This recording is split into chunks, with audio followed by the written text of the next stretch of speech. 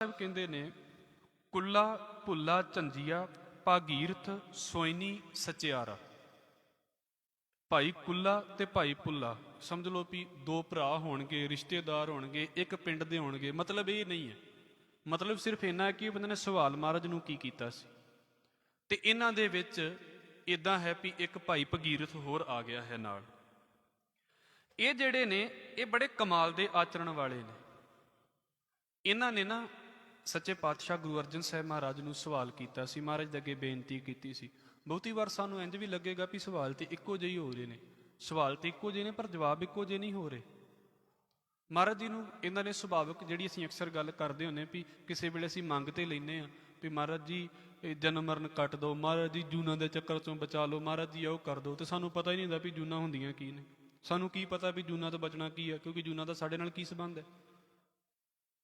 ਗੱਲ ਤੇ ਹੋਣ ਵਾਲੇ ਜੀਵਨ ਦੀ ਹੈ ਨਾ, ਵੀ ਹੁਣ ਦਾ ਜੀਵਨ ਸਾਡਾ ਕਿੱਦਾਂ ਦਾ ਚੱਲਦਾ ਪਿਆ। ਉਹ ਤੇ ਬਾਅਦ ਦੀਆਂ ਗੱਲਾਂ ਨੇ, ਮਾਲਕ ਜਾਣਦਾ ਹੈ ਉਹਨਾਂ ਗੱਲਾਂ ਨੂੰ ਵੀ ਕਿਹਦੇ ਨਾਲ ਕੀ ਵਾਪਰਨਾ ਹੈ। ਸੱਚੇ ਪਾਤਸ਼ਾਹ ਜੀ ਨੂੰ ਕਹਿੰਦੇ ਵੀ, ਕਿਉਂਕਿ ਬਾਣੀ ਦੇ ਵਿੱਚ ਇਹ ਵੀ ਬਚਨ ਆਉਂਦੇ ਨੇ। ਹਜ਼ੂਰ ਕਹਿੰਦੇ ਨੇ, ਜਿੰਦ ਨਿਮਾਣੀ ਕੱਢੀਏ ਹੱਡਾਂ ਕੂ ਕੜਕਾਏ। ਬਾਬਾ ਫਰੀਦ ਸਾਹਿਬ ਦਾ ਬੋਲ ਹੈ।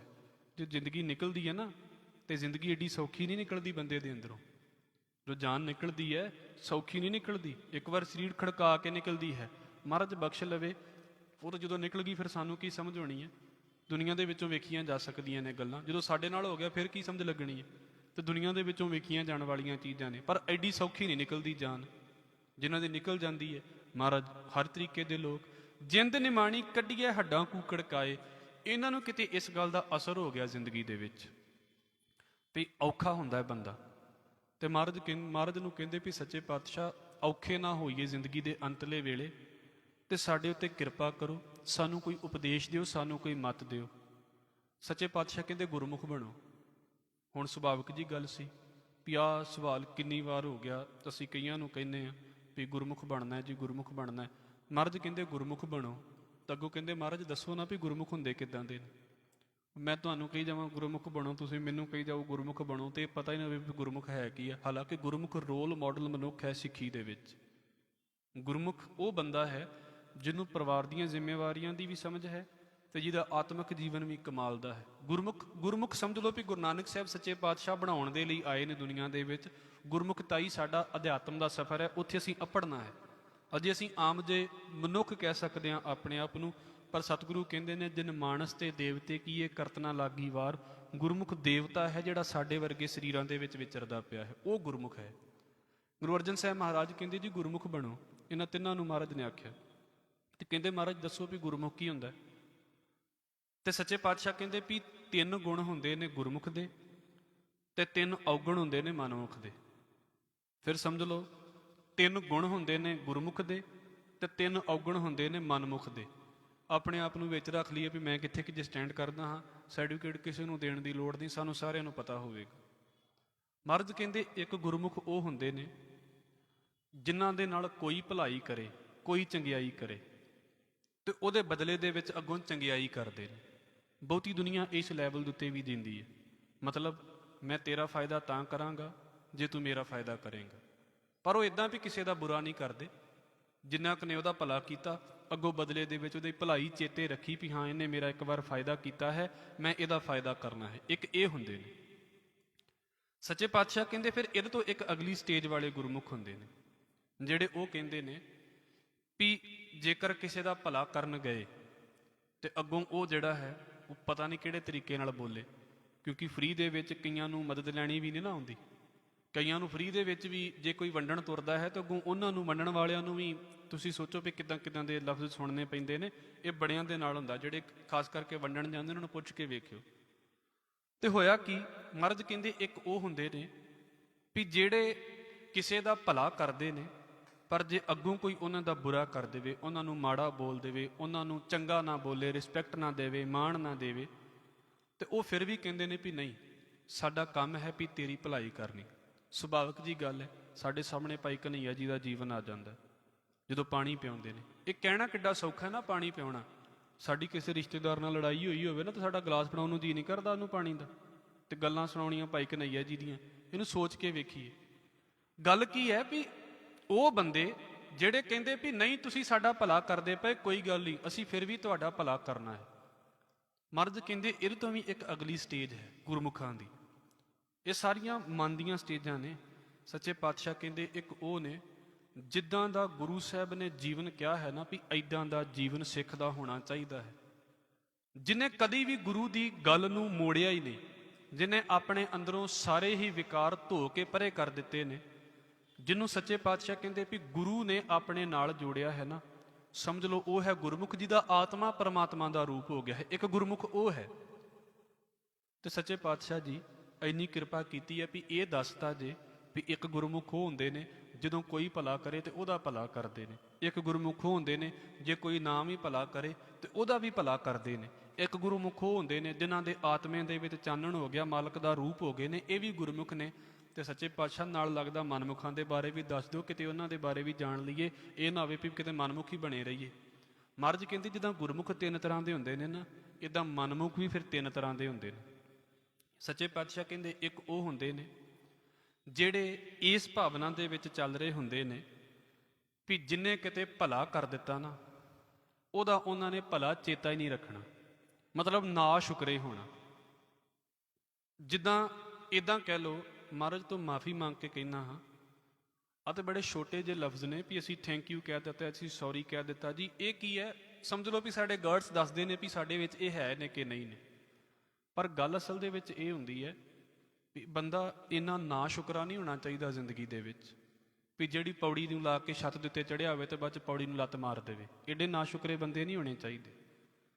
ਸੁਭਾਵਕ ਵੇਖ ਲਓ, ਮਾਂ ਪਿਓ ਦੀ ਜ਼ਿੰਦਗੀ ਮੁੱਕ ਜਾਂਦੀ ਹੈ ਬੱਚਿਆਂ ਦੀ ਜ਼ਿੰਦਗੀ ਬਣਾਉਣਿਆਂ, ਤੇ ਬਾਅਦ 'ਚ ਪਹਿਲਾ ਹੀ ਡਾਇਲੌਗ ਇਹ ਹੁੰਦਾ, ਪਹਿਲੀ ਦੂਜੀ ਤਨਖਾਹ ਦੇ ਵਿੱਚ ਹੀ ਤੁਸੀਂ ਸਾਡੇ ਲਈ ਕੀਤਾ ਹੀ ਕੀ ਹੈ। ਤਨਖਾਹ ਆਉਣ ਲੱਗ ਪਈ ਹੈ ਨਾ, ਫਿਰ ਪਤਾ ਲੱਗ ਗਿਆ ਵੀ ਕੀਤਾ ਕੀ ਹੈ। ਨਾ ਆਉਂਦੀ ਤੇ ਫਿਰ ਪਤਾ ਲੱਗਣਾ ਸੀ ਵੀ ਕਰਦੇ ਕੀ ਹੈ ਮਾਂ ਪਿਓ। ਗੱਲ ਸਿਰਫ ਇੰਨੀ ਕੁ ਹੈ, ਨਾ ਸ਼ੁਕਰੇ ਹੋ ਚੁੱਕੇ ਲੋਕ, ਹਰ ਗੱਲ ਤੋਂ ਨਾ ਸ਼ੁਕਰੇ। ਰੱਬ ਨੇ ਦਿੱਤਾ ਹੀ ਕੁਝ ਨਹੀਂ, ਰੱਬ ਨੇ ਕੀਤਾ ਹੀ ਕੁਝ ਨਹੀਂ, ਸਾਡੇ ਮਾਂ ਪਿਓ ਨੇ ਨਹੀਂ ਸਾਡੇ ਨਾਲ ਕੁਝ ਕੀਤਾ, ਸਾਡੇ ਨਾਲ ਉਹਨੇ ਵੀ ਧੋਖਾ ਕਰਤਾ, ਮਤਲਬ ਹਰ ਗੱਲ ਤੋਂ ਨਾ ਸ਼ੁਕਰੇ। ਇੱਦਾਂ ਦੇ ਮਹਾਰਾਜ ਕਹਿੰਦੇ ਇੱਕ ਸਟੇਜ ਵਾਲੇ ਮਨਮੁਖ ਹੁੰਦੇ ਨੇ। ਵੇਖ ਲਿਓ ਸੁਸਾਇਟੀ 'ਚ ਕਿੰਨੇ ਘੁੰਮਦੇ ਤੁਹਾਨੂੰ ਮਿਲ ਜਾਣਗੇ, ਔਰ ਜ਼ਿਆਦਾ ਮਿਲਣਗੇ। ਸੱਚੇ ਪਾਤਸ਼ਾਹ ਕਹਿੰਦੇ ਫਿਰ ਇਹਦੇ ਤੋਂ ਵੀ ਅਗਲੇ ਹੋਰ ਹੁੰਦੇ ਨੇ, ਉਹ ਇਹਦੇ ਤੋਂ ਵੀ ਜ਼ਿਆਦਾ ਕਿਰਪਾ ਵਾਲੇ ਹੁੰਦੇ ਨੇ। ਉਹ ਇਹ ਹੁੰਦੇ ਨੇ ਜਿਹੜੇ ਇਸ ਚੀਜ਼ ਨੂੰ ਸੋਚ ਕੇ ਬੈਠੇ ਹੁੰਦੇ ਨੇ ਵੀ ਕਿਸੇ ਦਾ ਭਲਾ ਹੋ ਗਿਆ, ਭਲਾ ਕਿਸੇ ਦਾ ਹੋਇਆ ਤਾਂ ਆਪਣੇ ਘਰ 'ਚ ਹੀ ਬੈਠੇ ਸੜੀ ਜਾਂਦੇ ਨੇ ਵੀ ਇਹਦਾ ਭਲਾ ਕਿਉਂ ਹੋ ਗਿਆ। ਪਾਸ ਕੋਈ ਹੋਇਆ, ਦੁੱਖ ਉਹਨਾਂ ਨੂੰ ਹੋਈ ਜਾਂਦਾ। ਨੌਕਰੀ ਉਹ ਲੱਗਾ ਹੈ, ਦੁੱਖ ਉਹਨਾਂ ਨੂੰ ਹੋਈ ਜਾਂਦਾ। ਕਾਰੋਬਾਰ ਉਹਦਾ ਚੱਲਦਾ ਹੈ, ਦੁੱਖ ਉਹਨਾਂ ਨੂੰ ਹੋਈ ਜਾਂਦਾ। ਜਿਹਨੂੰ ਕਹਿੰਦੇ ਫਜ਼ੂਲ ਦੇ ਵਿੱਚ ਸੜਨ ਵਾਲੇ ਲੋਕ। ਇੱਕ ਹੋ ਗਏ ਨਾ ਸ਼ੁਕਰੇ, ਇੱਕ ਹੋ ਗਏ ਫਜ਼ੂਲ ਦੇ ਵਿੱਚ ਸੜਨ ਵਾਲੇ। ਵੇਖਿਓ ਕਿਤੇ ਚੜ੍ਹਦੀ ਕਲਾ 'ਚ ਤੁਸੀਂ ਜੇ, ਸੜੀ ਹੋ ਜਾ ਰਹੇ। ਉਹਨੂੰ ਫਿਰ ਇੱਦਾਂ ਵੀ ਗੁਰਬਾਣੀ ਕਹਿੰਦੀ ਹੈ। ਅਸੀਂ ਕਈ ਵਾਰ ਵਿਚਾਰਦੇ ਹੁੰਦੇ ਹਾਂ ਮਹਾਰਾਜ ਗੁਰੂ ਅਰਜਨ ਸਾਹਿਬ ਦਾ ਇਸ ਸੁਭਾਅ ਦੀਆਂ ਗੱਲਾਂ ਨੇ ਕਈਆਂ ਦੇ ਅੰਦਰੋਂ ਨਹੀਂ ਜੇ ਨਿਕਲਦੀਆਂ, ਘਰ ਦੇ ਮੈਂਬਰ ਹੀ ਸੜੀ ਜਾਂਦੇ ਨੇ, ਬਾਕੀ ਬਾਹਰ ਦੀਆਂ ਤੇ ਗੱਲਾਂ ਹੀ ਬੜੀਆਂ ਦੂਰ ਦੀਆਂ ਨੇ। ਗੁਰੂ ਅਰਜਨ ਸਾਹਿਬ ਮਹਾਰਾਜ ਕਹਿੰਦੇ ਇਹ ਇਹੋ ਜਿਹੇ ਬੰਦੇ ਹੁੰਦੇ ਨੇ, ਇਹਨਾਂ ਦੇ ਕੋਲੋਂ ਦੁਨੀਆ ਦਾ ਚੜ੍ਹਦੀ ਕਲਾ ਕੀ ਜਰੀ ਜਾਣੀ ਤੇ ਟੱਬਰ ਦੀਆਂ ਚੜ੍ਹਦੀਆਂ ਕਲਾ ਨਹੀਂ ਜਰੀਆਂ ਜਾਂਦੀਆਂ ਇਹਨਾਂ ਦੇ ਕੋਲੋਂ। ਉਹ ਕੀ ਹੈ? ਹਜ਼ੂਰ ਕਹਿੰਦੇ ਜੋ ਦੇਖਿਆ ਛਿਦਰ ਤਾਂ ਨਿੰਦਕ ਉਮਾ ਹੈ। ਕਿਸੇ ਦੀ ਗਲਤੀ ਪਤਾ ਲੱਗੀ ਤਾਂ ਚਾਅ ਹੀ ਚੜ ਗਿਆ ਵੀ ਆਹ ਅੱਜ ਗਲਤੀ ਪਤਾ ਲੱਗ ਗਈ, ਇਹਨੂੰ ਸਾਰੇ ਪਾਸੇ ਭੰਡਣਾ ਹੈ। ਭਲੋ ਦੇਖ ਦੁੱਖ ਭਰੀ ਹੈ, ਤੇ ਕਿਸੇ ਦੀ ਭਲੀ ਗੱਲ ਪਤਾ ਲੱਗ ਗਈ ਨਾ, ਦੁੱਖ ਦੇ ਵਿੱਚ ਆ ਜਾਣਾ ਵੀ ਇਸ ਗੱਲ ਦਾ ਕੀ ਮਸਾਲਾ ਲਾਵਾਂਗਾ ਮੈਂ। ਮਸਾਲਾ ਤਾਂ ਉਸ ਗੱਲ ਦਾ ਲਾਉਣ ਦਾ ਫਾਇਦਾ ਨਾ ਵੀ ਗਲਤ ਗੱਲ ਹੈ ਨਾਲ 4 ਹੋਰ ਗੰਢ ਕੇ ਸੁਣਾਵਾਂਗਾ ਤੇ ਲੋਕਾਂ ਦੇ ਵਿੱਚ ਮਸ਼ਹੂਰੀ ਹੋਵੇਗੀ। ਜੋ ਦੇਖਿਆ ਛਿਦਰ, ਨਿੰਦਕ ਕੈਟਾਗਰੀ, ਕਮਜ਼ੋਰੀਆਂ ਵੇਖਦੀ ਆ ਤੇ ਲੋਕਾਂ ਦੇ ਵਿੱਚ ਭੰਡਦੀ ਹੈ, ਭਾਵੇਂ ਬੱਚਿਆਂ ਵਾਲੇ ਪਾਸੇ ਤੋਂ ਹੋਵੇ ਤਾਂ ਭਾਵੇਂ ਰਿਸ਼ਤੇਦਾਰੀਆਂ ਵਾਲੇ ਪਾਸੇ ਤੋਂ ਹੋਵੇ ਤੇ ਭਾਵੇਂ ਕਿਸੇ ਵੀ ਪਾਸੇ ਤੋਂ ਹੋਵੇ। ਉਹ ਕੈਟਾਗਰੀ ਵਾਲੇ ਮਨਮੁਖ। ਪਹਿਲੇ ਉਹ ਜਿਹੜੇ ਨਾ ਸ਼ੁਕਰੇ ਨੇ, ਜਿਹੜੇ ਕਹਿੰਦੇ ਵੀ ਕਿਸੇ ਨੇ ਭਲਾ ਕੀਤਾ ਉਹਦਾ ਵੀ ਬੇੜਾ ਗਰਕ ਹੋ ਹੀ ਜਾਵੇ। ਦੂਜੇ ਕਹਿੰਦੇ ਨੇ ਇਹੋ ਜਿਹੇ ਲੋਕ ਜਿਹੜੇ ਇਸ ਚੀਜ਼ ਦੀ ਜ਼ਿੰਦਗੀ ਦੇ ਵਿੱਚ ਚੱਲਦੇ ਪਏ ਨੇ, ਨਹੀਂ ਜੀ ਸਾਡੇ ਨਾਲ ਤੇ ਕਿਸੇ ਦੇ ਨਾਲ ਕੁਝ ਕੀਤਾ ਹੀ ਨਹੀਂ। ਜਿਹੜੇ ਭਲਾ ਕਰਦੇ ਨੇ, ਜਿਨ੍ਹਾਂ ਦਾ ਭਲਾ ਹੋ ਜਾਂਦਾ ਹੈ, ਉਹਨਾਂ ਦੀ ਭਲਾਈ ਵੇਖ ਕੇ ਸੜਦੇ ਨੇ ਇਹ ਲੋਕ। ਫਿਰ ਤੀਜੇ ਜਿਹੜੇ ਇਹਦੇ ਤੋਂ ਵੀ ਅੱਗੇ ਹੋ ਜਾਂਦੇ ਨੇ, ਉਹਨਾਂ ਦੀ ਤੇ ਮਹਾਰਾਜ ਕਹਿੰਦੇ ਮੈਂਟੈਲਿਟੀ ਇਹ ਬਣੀ ਹੁੰਦੀ ਹੈ। ਇਹ ਹੁਣ ਮਹਾਰਾਜ ਬਖਸ਼ ਲਵੇ, ਮੈਂ ਤੇ ਬੜਿਆਂ ਦੀ ਇਹ ਗੱਲ ਸੁਣੀ ਹੈ ਜ਼ਿੰਦਗੀ ਦੇ ਵਿੱਚ। ਤੇ ਗੁਰੂ ਅਰਜਨ ਸਾਹਿਬ ਮਹਾਰਾਜ ਕਹਿੰਦੇ ਮਨਮੁਖ ਨੇ ਬੰਦੇ, ਕਹਿੰਦੇ ਉਹ ਪੱਕਾ ਹੀ ਮਾਈਂਡ ਸੈਟ ਲੈ ਕੇ ਬੈਠੇ ਹੁੰਦੇ ਨੇ ਵੀ ਦੁਨੀਆ ਦਾ ਨੁਕਸਾਨ ਹੋਵੇ ਤੇ ਫਿਰ ਸਾਡਾ ਫਾਇਦਾ ਹੋਣਾ। ਮਹਾਰਾਜ ਬਖਸ਼ ਲਵੇ। ਸਾਡੀ ਚਲੋ ਕੱਲ੍ਹ ਹੀ ਗੱਲ ਚੱਲਦੀ ਪਈ ਸੀ ਜਾਂ ਸ਼ਾਇਦ ਅੱਜ ਗੱਲ ਚੱਲਦੀ ਪਈ ਸੀ, ਉਹ ਕਿਸੇ ਬੰਦਿਆਂ ਦੇ ਕਾਰੋਬਾਰ ਇਹੋ ਜਿਹੇ ਹੁੰਦੇ ਨੇ ਵੀ ਦੂਜੇ ਦਾ ਨੁਕਸਾਨ ਹੋਵੇਗਾ ਤੇ ਫਿਰ ਉਹਦਾ ਕਾਰੋਬਾਰ ਚੱਲਣਾ। ਮਹਾਰਾਜ ਤੋਂ ਮਾਫੀ ਮੰਗ ਕੇ ਕਹਿਣਾ ਬੜੇ ਕਾਰੋਬਾਰ ਇਦਾਂ ਦੇ। ਆ ਵੇਖੋ ਨਾ ਰਸ਼ੀਆ ਤੇ ਯੂਕਰੇਨ ਦੇ ਵਿੱਚ ਕੀ ਚੱਲਦਾ ਪਿਆ, ਕਿੰਨੀਆਂ ਕਿੰਨੀਆਂ ਬਿਲਡਿੰਗਾਂ ਤਬਾਹ ਹੋ ਗਈਆਂ। ਕੱਲ ਨੂੰ ਕੰਸਟਰਕਸ਼ਨ ਦੁਬਾਰਾ ਵੀ ਤੇ ਸਟਾਰਟ ਹੋਣੀ ਹੈ ਨਾ, ਅੱਜ ਨਹੀਂ ਤੇ ਕੱਲ ਤੇ ਦੁਬਾਰਾ ਸ਼ਾਂਤੀ ਹੋਵੇਗੀ, ਕੱਲ ਫਿਰ ਸ਼ਹਿਰ ਬਣਨਗੇ ਉੱਥੇ। ਮੈਂ ਇਸ ਕਰਕੇ ਨਹੀਂ ਕਹਿੰਦਾ ਵੀ ਲੜਾਈਆਂ ਇਸ ਕਰਕੇ ਲੱਗਦੀਆਂ ਨੇ ਵੀ ਦੁਬਾਰਾ ਕੰਮ ਚੱਲੇ, ਪਰ ਵੇਖੋ ਉੱਥੇ ਕੰਮ ਦੁਬਾਰਾ ਵੀ ਚੱਲੇਗਾ, ਕੰਮ ਚੱਲੇਗਾ ਤੇ ਕਈਆਂ ਨੂੰ ਪੈਸੇ ਵੀ ਆਉਣਗੇ। ਇਸ ਕਰਕੇ ਲੜਾਈ ਨਹੀਂ ਲੱਗਣੀ ਚਾਹੀਦੀ ਵੀ ਮੈਂ ਕਹਾਂ ਵੀ ਦੁਬਾਰਾ ਮਿਸਤਰੀ ਲੱਗਣ ਤੇ ਫਿਰ ਲੜਾਈ ਚੱਲਣੀ ਹੈ। ਪਰ ਮੈਂਟੈਲਿਟੀ ਇਸ ਕਰਕੇ ਵੇਖੋ ਕਈਆਂ ਦੀ ਹੁੰਦੀ ਹੈ ਵੀ ਇਹ ਸਿਰਫ ਇੱਕ ਉਦਾਹਰਣ ਸਮਝ ਲਈ ਹੈ ਵੀ ਉਹ ਡਿੱਗੇ ਤੇ ਮੈਂ ਉਹਦੀ ਥਾਂ ਦੇ ਉੱਤੇ ਆ ਜਾਵਾਂਗਾ, ਉਹ ਪਰੇ ਹੋਵੇ, ਉਹਦਾ ਨੁਕਸਾਨ ਹੋਵੇ ਤੇ ਮੈਨੂੰ ਮੌਕਾ ਮਿਲ ਜਾਵੇਗਾ। ਜਿੱਦਾਂ ਟੈਂਡਰ ਹੁੰਦੇ ਨੇ ਨਾ, ਅਕਸਰ ਟੈਂਡਰਾਂ ਦੀ ਲੜਾਈ ਚੱਲਦੀ ਹੁੰਦੀ ਹੈ ਵੀ ਮੈਂ ਟੈਂਡਰ ਲੈ ਲਵਾਂ, ਉਹ ਕਹਿੰਦਾ ਵੀ ਇਹ ਨਾ ਪਹੁੰਚੇ ਫਿਰ ਮੈਨੂੰ ਟੈਂਡਰ ਮਿਲ ਜਾਣਾ। ਇੱਦਾਂ ਦੇ ਖਿਆਲਾਂ ਵਾਲੇ ਲੋਕ ਜਿਹੜੇ ਮਤਲਬ ਇਹ ਸੋਚਦੇ ਨੇ ਵੀ ਦੂਜੇ ਦਾ ਕੁਝ ਨਾ ਰਵੇਗਾ ਤੇ ਫਿਰ ਮੇਰਾ ਫਾਇਦਾ ਹੋ ਜਾਣਾ, ਜਿਨ੍ਹਾਂ ਨੂੰ ਇੰਝ ਲੱਗਦਾ ਵੀ ਦੂਜੇ ਦੀ ਲੀਕ ਮਿਟ ਜਾਵੇ ਫਿਰ ਮੇਰੀ ਇਕੱਲੇ ਦੀ ਲੀਕ ਨਜ਼ਰ ਆਵੇਗੀ, ਉਹ ਇੰਨੀ ਤਾਕਤ ਦੇ ਮਾਲਕ ਨਹੀਂ ਹੁੰਦੇ ਵੀ ਆਪਣੀ ਲਾਈਨ ਐਡੀ ਵੱਡੀ ਡਰਾ ਕਰ ਲੈਣ ਵੀ ਬਾਕੀਆਂ ਦੀ ਛੋਟੀ ਲਾਈਨ ਡਰਾ ਨਜ਼ਰ, ਜਿਹੜੀ ਦੂਜੀ ਲਾਈਨ ਹੈ ਬਾਕੀਆਂ ਦੀ ਉਹ ਛੋਟੀ ਨਜ਼ਰ ਆਵੇ। ਪਰ ਉਹ ਸੋਚਦੇ ਨੇ ਨਹੀਂ, ਦੂਜੇ ਦਾ ਨੁਕਸਾਨ ਹੋਵੇਗਾ, ਦੂਜੇ ਦਾ ਕੁਝ ਨਾ ਰਵੇ ਤੇ ਫਿਰ ਸਾਡਾ ਫਾਇਦਾ ਹੋਣਾ ਹੈ। ਤੇ ਇਹੋ ਜਿਹੇ ਹੁੰਦੇ ਨੇ ਜਿਹੜੇ ਪਹਿਲਾਂ ਹੀ ਮਾਈਂਡ ਸੈੱਟ ਲੈ ਕੇ ਬੈਠੇ ਹੁੰਦੇ ਨੇ, ਸ਼ੁਰੂ ਹੀ ਇੱਥੋਂ ਹੁੰਦੇ ਨੇ, ਬੜੀ ਭਲਾਈ ਕਰਕੇ ਵੇਖ ਲਈ ਲੋਕਾਂ ਦੇ ਨਾਲ, ਬੜਾ ਲੋਕਾਂ ਦਾ ਫਾਇਦਾ ਕਰਕੇ ਵੇਖ ਲਿਆ, ਕੀਤਾ ਕੁਝ ਨਹੀਂ ਹੁੰਦਾ ਇਹਨਾਂ ਨੇ, ਬੜਾ ਲੋਕਾਂ ਦਾ ਸਵਾਰ ਕੇ ਵੇਖ ਲਿਆ, ਸਵਾਰਿਆ ਕੁਝ ਨਹੀਂ ਹੁੰਦਾ। ਪਤਾ ਕੀ ਕਹਿੰਦੇ ਨੇ, ਜਿੰਨੀ ਮਰਜ਼ੀ ਚੰਗਿਆਈ ਕਰ ਲਓ, ਚੰਗਿਆਈ ਨਹੀਂ ਜੇ ਫੜਦੀ, ਮਾੜੇ ਕੰਮ ਕਰੋ ਉਹ ਬੜੀ ਛੇਤੀ ਫੜਦੇ ਨੇ। ਵੇਖ ਲਓ ਸੁਸਾਇਟੀ ਦੇ ਵਿੱਚ ਭੀੜ ਲੱਗੀ ਪਈ ਇਹਨਾਂ ਲੋਕਾਂ ਦੀ, ਪਹਿਲਾਂ ਹੀ ਸੋਚ ਕੇ ਬੈਠੇ ਨੇ ਚੰਗੇ ਕੰਮ ਕਰੋ ਕੁਝ ਫਾਇਦਾ ਨਹੀਂ ਹੁੰਦਾ, ਦੋ ਕੁ ਕਰਦੇ ਨੇ ਫਿਰ ਕਹਿੰਦੇ ਜੀ ਕੋਈ ਫਾਇਦਾ ਹੀ ਨਹੀਂ ਹੁੰਦਾ। ਇਸ ਕਰਕੇ ਮਹਾਰਾਜ ਜੀ ਨੇ ਇਹ ਕਿਹਾ ਤੁਸੀਂ ਪਛਾਣ ਕਰਨੀ ਹੈ, ਆਪਣੀ ਜ਼ਿੰਦਗੀ 'ਚ ਪਛਾਣ ਲਓ, ਰਿਸ਼ਤੇਦਾਰਾਂ 'ਚ ਪਛਾਣ ਲਓ, ਬਾਕੀ ਥਾਵਾਂ 'ਤੇ ਪਛਾਣ ਲਓ। ਗੁਰਮੁਖ ਕਿਹੜੇ ਨੇ, ਮਨਮੁਖ ਕਿਹੜੇ ਨੇ, ਜਿਹੜੇ ਦੂਜੇ ਦੇ ਭਲੇ ਨੂੰ ਸੋਚਦੇ ਨੇ, ਬੁਰਾ ਕਰਨ 'ਤੇ ਵੀ ਭਲਾ ਸੋਚਦੇ ਨੇ ਤੇ ਫਿਰ ਆਤਮਿਕ ਸਰੂਪ ਦੇ ਵਿੱਚ ਇੱਕ ਹੋ ਚੁੱਕੇ ਨੇ। ਤੇ ਦੂਜੇ ਪਾਸੇ ਉਹ ਜਿਹੜੇ ਆਂਦੇ ਨੇ ਸਾਡਾ ਕੁਝ ਹੈ ਹੀ ਨਹੀਂ, ਜਿਹੜੇ ਫਿਰ ਇਹ ਵੀ ਆਖ ਦਿੰਦੇ ਨੇ ਵੀ ਦੂਜੇ ਦਾ ਨੁਕਸਾਨ ਹੋ ਜਾਵੇ, ਤੇ ਜਿਹੜੇ ਫਿਰ ਇਹ ਆਖਦੇ ਨੇ ਵੀ ਦੁਨੀਆ ਮਰੂਗੀ ਤੇ ਅਸੀਂ ਜੀਣਾ ਹੈ। ਇਹੋ ਜਿਹੇ ਲੋਕ ਵੀ ਫਿਰ ਹੁੰਦੇ ਨੇ। ਸੱਚੇ ਪਾਤਸ਼ਾਹ ਕਹਿੰਦੇ ਇਹ ਲੱਛਣ ਪਛਾਣ ਲਓ ਵੀ ਇਹ ਗੁਰਮੁਖਾਂ ਦੇ ਤੇ ਮਨਮੁਖਾਂ ਦੇ ਲੱਛਣ ਨੇ। ਇਹਨੂੰ ਸਤਿਗੁਰੂ ਫਿਰ ਕਹਿੰਦੇ ਨੇ ਕਿ ਅਸਲ ਦੇ ਵਿੱਚ ਤੁਸੀਂ ਆਪਣੇ ਸੁਭਾਅ ਦੇ ਵਿੱਚ ਗੁਰਮੁਖਤਾਈ ਲੈ ਕੇ ਆਓ ਵੀ ਤੁਹਾਡੇ ਵਿੱਚੋਂ ਇਹਨਾਂ ਸੁਭਾਵਾਂ ਦੇ ਵਿੱਚੋਂ ਕਿਹੜਾ ਸੁਭਾਅ ਜ਼ਿਆਦਾ ਪ੍ਰਬਲ ਚੱਲਦਾ ਪਿਆ ਹੈ। ਜਿੱਥੇ ਦੋ ਚਾਰ ਦੁਕਾਨਾਂ ਹੋਣ ਤੇ ਇੱਕ ਦੁਕਾਨ ਵਾਲਾ ਇਹ ਸੋਚੇ ਵੀ ਇਹਦੀ ਦੁਕਾਨ ਬੰਦ ਹੋ ਜਾਏ ਤੇ ਫਿਰ ਮੇਰੀ ਜ਼ਿਆਦਾ ਚੱਲਣੀ ਹੈ। ਕਦੀ ਦੁਕਾਨਾਂ ਵੀ ਇਦਾਂ ਚੱਲਦੀਆਂ ਨੇ ਵੀ ਇਹਦੀ ਫਸਲ ਤਬਾਹ ਹੋ ਜੇ ਤੇ ਮੇਰੀ ਫਸਲ ਜ਼ਿਆਦਾ ਫਿਰ ਵਿਕ ਜਾਵੇਗੀ। ਇਦਾਂ ਖੇਡਾਂ ਨਹੀਂ ਚੱਲਦੀਆਂ, ਇਹਦੀਆਂ ਇਦਾਂ ਜਲਣ ਹੀ ਵੱਧਦੀ ਹੈ ਬਸ ਸਰੀਰ ਦੇ ਵਿੱਚ, ਇਦਾਂ ਸਾੜਾ ਹੀ ਵੱਧਦਾ ਹੈ, ਹੋਰ ਕੁਝ ਨਹੀਂ ਹੁੰਦਾ।